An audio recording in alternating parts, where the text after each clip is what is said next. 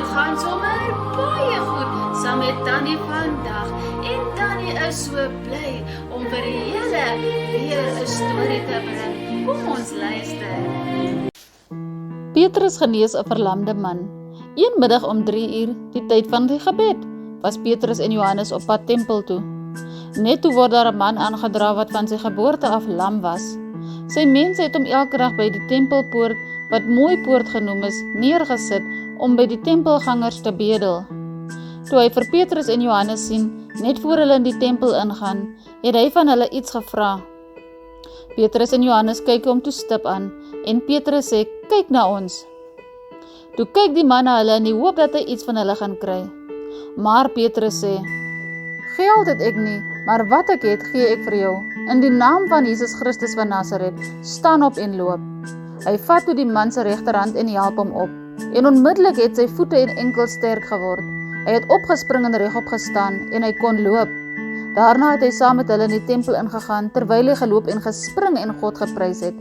Al die mense het gesien dat hy loop en God prys. Maar toe hulle besef dat dit hy is wat voor die tempel by die Mooi Poort gesit en bedel het, was hulle baie verbaas en verwonder oor wat daar met hom gebeur het.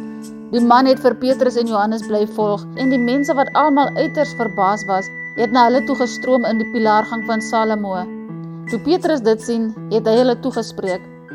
Israeliete, hoekom is julle hieroor verbaas? Wat staar julle ons so aan, asof ons deur ons eie krag of vroomheid gemaak het dat hierdie man loop?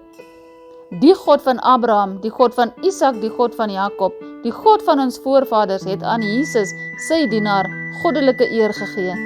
Deur geloof in die naam van Jesus Christus is hierdie man gesond gemaak wie julle hier sien. Dit is die naam van Jesus en die geloof wat kom deur hom wat vir hom heeltemal genees het, soos julle almal kan sien. Bekeer en draai na God toe, sodat julle sondes vergewe kan word. Liewe maatjies, ons sien hier dat as daar vir iemand gebid word in die naam van Jesus Christus, dat 'n siek persoon gesond gemaak kan word.